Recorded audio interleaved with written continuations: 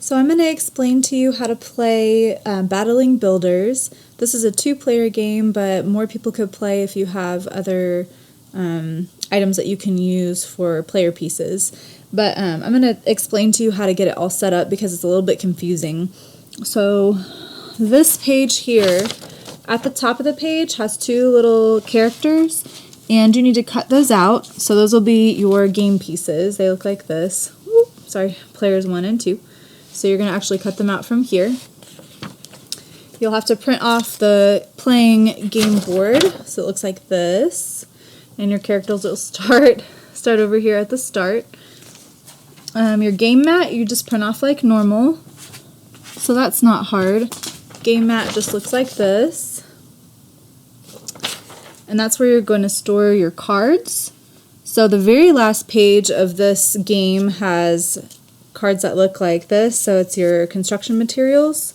So you're going to cut all of those, and then those are going to lay underneath on your game mat where it says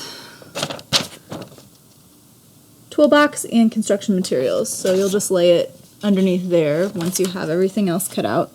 Now the confusing part is when you're cutting out your questions. So these are the challenges that you're going to have to do in order to move on your game board. So I noticed that it's supposed to have the question on the front, and then once you've cut it out, you should have the answer on the back. They have them on two separate pages, but what's really confusing is that somehow they ended up reversing them. So the answer for question 16 is actually way over here.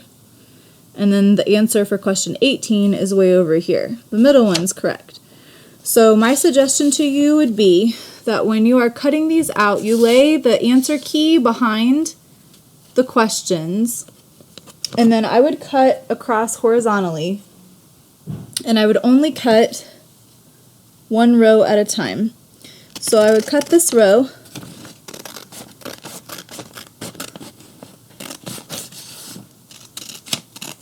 and then set the other ones off to the side for a minute. And then I would cut these to separate the fronts and the backs, and try to keep them in order, because then I know that I need to take this answer and swap it with the answer for the opposite question, and the middle one can stay the same. So now each of these questions should have the correct answer behind it, and then you're going to glue so that the question is facing one way and the answer is facing the other way. So you're going to need glue and scissors for this, for sure. So I'm going to glue these together so you can see what it will look like once I've glued it.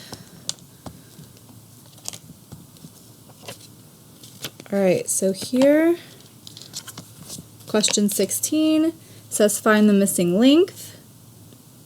It gives you a width of 7.